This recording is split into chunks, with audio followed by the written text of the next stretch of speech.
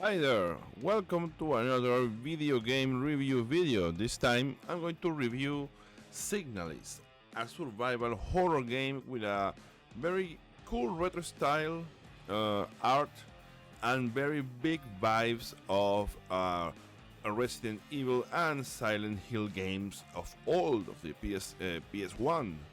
But before we get into this video, I want to remind you that if you like my content, please leave a like and consider subscribing to the channel if you haven't done so. Also remember that you can drop a comment down below and I will really appreciate it. And that you can find my socials down below in the information box along with other links to stuff I do online. And with all that out of the way, let's dive into the video. Signalis is a survival horror game that leans heavily in retro style art and feel of the Resident Evil and Silent Hill games of the PlayStation 1.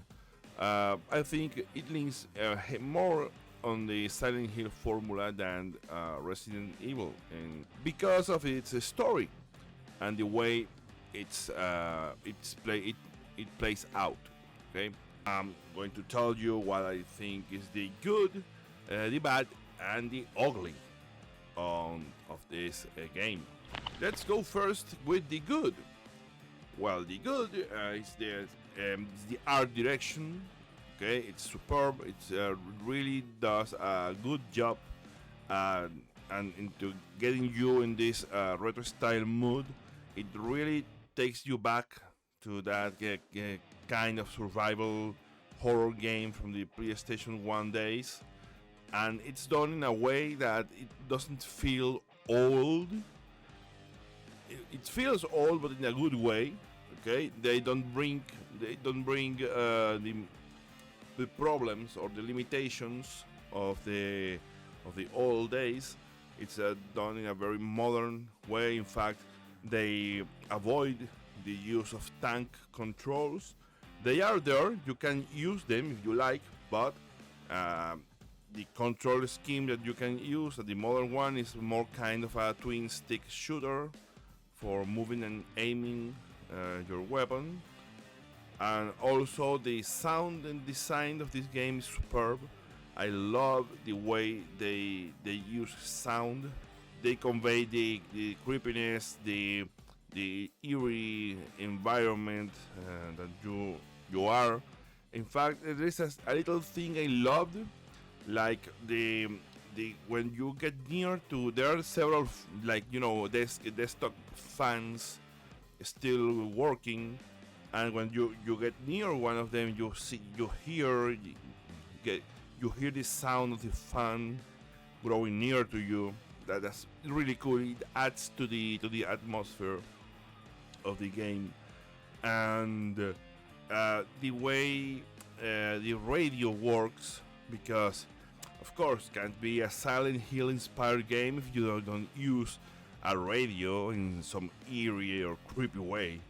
And yeah, they do that here. You find a radio, and I have to say that not only the sound design of the interactions with the radio, but the ways that they use your radio to solve puzzles in more than one way. It's very cool. It's really creepy the way you hear this station, you tune in and hear this radio, this all the numbers stations, and several puzzles require tuning into radio frequencies to do things. It's very, very, very cool the way they implement this here. So I think this is the good of the game. I think it's the best things they do with this game. Okay, and for me, it's a must play for any survival horror fan, especially if you are into the Silent Hill type of games. Now let's go with the bad, because, well, every game has some bad side to it. Bad about this game, it's the way they tell the story, or more like the way the story is told in an extremely cryptic way, but so cryptic that you don't get the main plot, not even the main plot points of the game are understood by the end. You reach the credit scenes and you don't have a clear idea of what happened. I mean, what's the main plot of the game? Okay, you don't even understand what was about that last boss fight. Okay, and I'm not against a bit of mystery and cryptic things in these games. Okay, it's part of it, but at least give me a main plot to understand by the end of this. With this I mean really it's like it's more than a narrative, and this game gives you conveys themes, not a structured narrative. You don't understand really what happened. Everything is left up to interpretation. You are not sure where several characters or things that you discovered into the game fit in the narrative of everything. So, for example, I'm going to use Silent Hill 1 and Silent Hill 2. They are games that Signalis borrows from heavily, right? So, for example, and there will be spoilers of Silent Hill 1 and 2 story. So if you haven't played, by any reason you have not played those games and don't want to get spoiled, please skip ahead to the ugly section or just skip a few minutes away. And Silent Hill 1, and you have you know what's the main plot. You know that Harry crashes his car and his daughter is missing. He spends the entire game searching for her.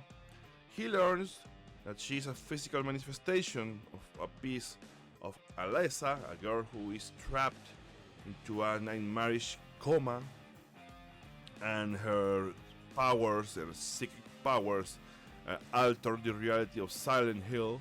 And all this happened because a cult tried to make a ritual to summon a demon called Samael through this girl, Alessa. And well, things weren't wrong, and well, shit hit the fan. The ritual failed, and Alessa manifested this girl, this physical manifestation that was the girl that Harry adopted. But at the end of the game, you learn all these things, and you the ritual is complete, and they summon this manifestation of Samael, and you fight him. Okay, and you know what are you fighting, and why. You know the main plot of the game. There are many things left to interpretation. The other things that maybe you discover by replaying the game, by being more thorough, like exploring side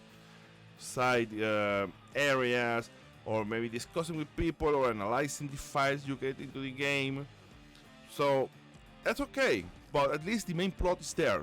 Credits roll and you understand the main plot points of the game. Same with Silent Hill 2. You know why James goes. You understand what James did and why are happening these things to him.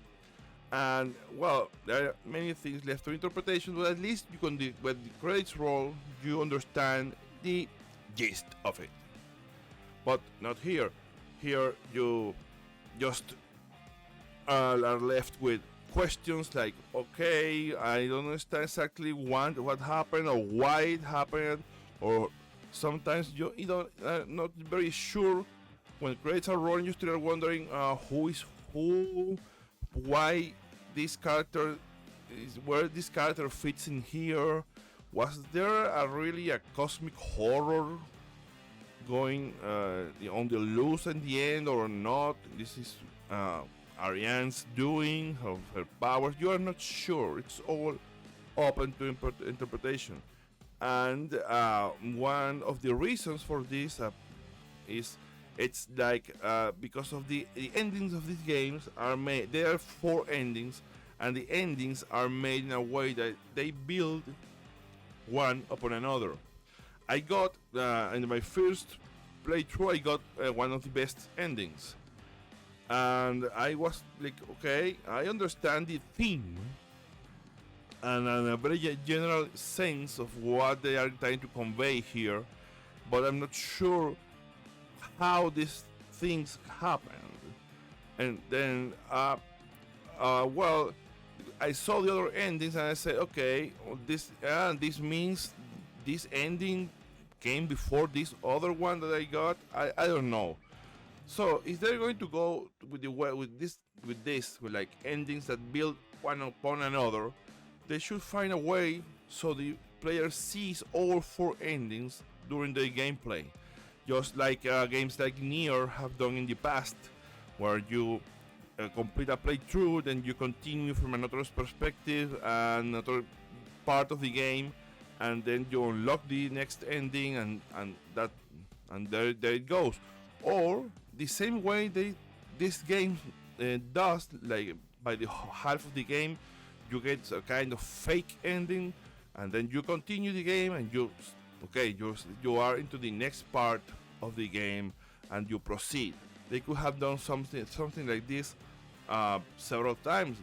You finish this section, then you get this ending, then you get the next ending that builds upon this and this previous ending, and that they could have done something like this, not force the player to replay the game 4 times, and not only replays 4 times, but because you have to play a certain way to get each ending. So they tried to do this like Silent Hill, but it didn't work that well, because Silent Hill, again, when the game is finished, you understand the main plot points are understood.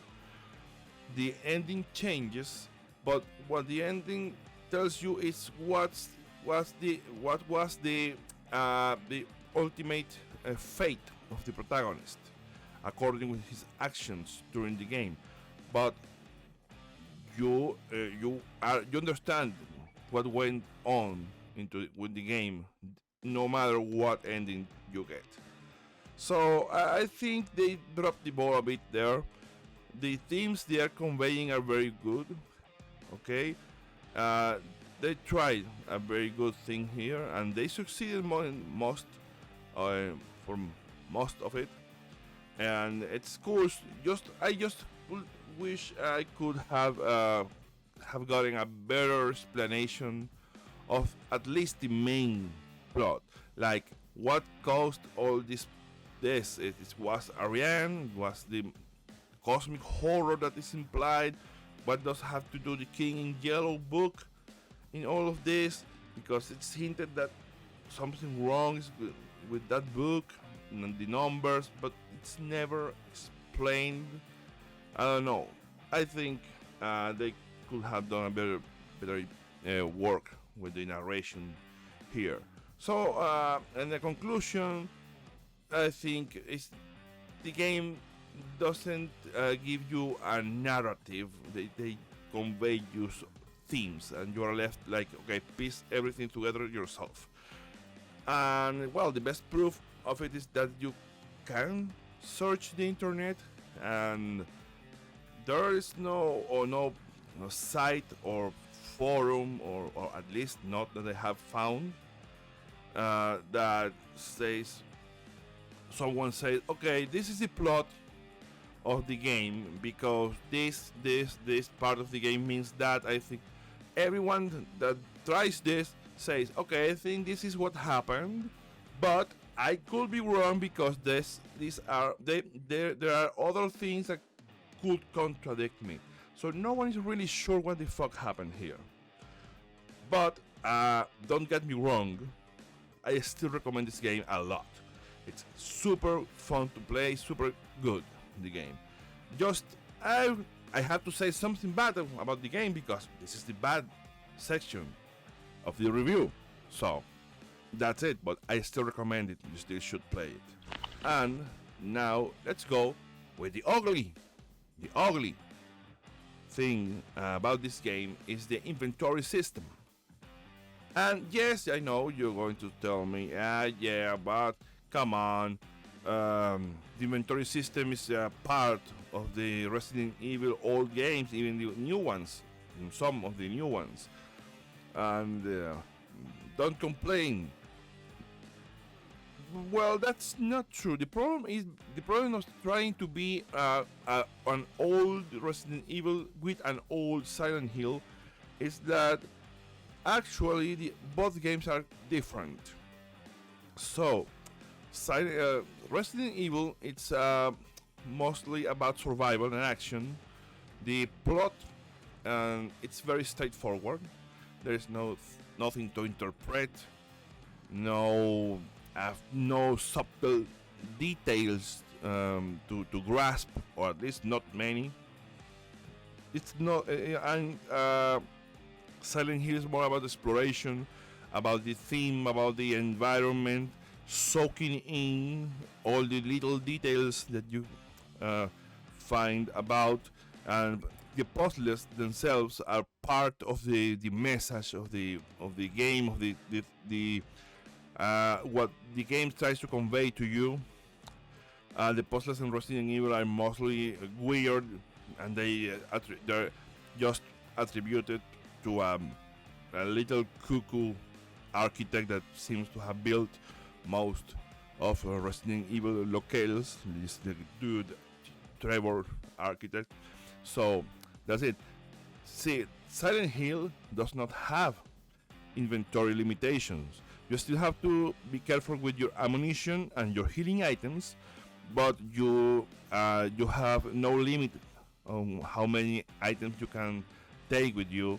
Especially, that is important because you can take every puzzle item, quest items, and you don't have to manage the inventory, then do trips back and forth to the safe rooms to drop and pick up items.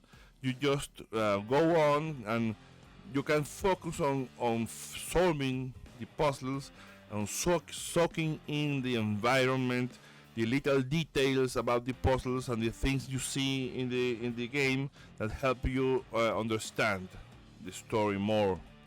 And I think that part of this game problems comes from that, because this game is more Silent Hill than Resident Evil, but they kept that inventory system from Resident Evil, and I don't think it works here, because especially at the end part of the game, the late game, there are too many items, quest items, that you have to juggle with, and I found myself doing like 5-6 trips to the safe rooms to pick up the items or drop off an item, so I could go and pick up a quest item, and I think that distracts you from the game, from the exploration, from picking up little details, soaking in that really good environment they made for this game.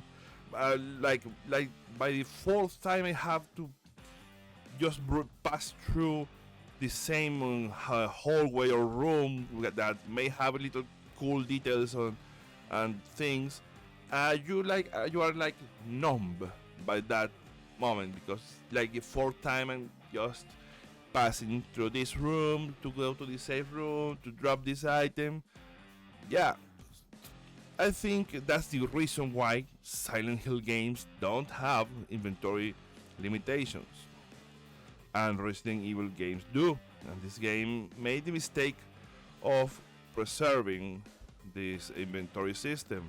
I think they should, if they wanted to keep this system, at least they should have tweaked it a bit more. Because, for example, game, if you find bullets for a gun that you have in your inventory, but you are full. If you have room in the gun, the game allows you to reload your gun. You find 10mm bullets and you have your 10mm handgun with you. You can fill up your gun, okay, and leave the bullets that don't fit in your inventory. Okay, that's a good tweak. But they should have done the same with the healing items, because the healing items, they don't work the same way. If you are wounded and your inventory is full, you can't find a health item and use it without picking it up first. So it games tell you you don't have any room. And they should at least have a separate quest or puzzle or key items inventory to avoid a bit of these problems, in my opinion. Okay, but I think that's the ugliest, the worst thing about the game. This is the ugly of the game. Again, don't get me wrong, still a great game. Then you should be playing it if you like survival horror games. Okay. But well, again, this is the ugly section of the review. I have to find something ugly to say about the game. So that's it. In conclusion, Signalis is a great survival horror game that pays homage to this old school video games, this Silent Hill and Resident Evil of old. It gives you a great throwback to the PlayStation 1 days, without bringing back the majority of limitations and of the time. Okay, so in my opinion, yeah, you should play these games. You like survival horror games and Silent Hill like games. The only thing is that, well, the game's not perfect. It has a bit of a dispersed storytelling. You are going to have a hard time figuring out what happened, and in my opinion, you are never going to know. You will have to make do with whatever interpretation you want of this story. But well, that's my humble opinion. Tell me what's yours down in the comments below. And if you like my content, please like and consider subscribing if you have done so. This is all for now, and I will see you on the next video. Bye bye.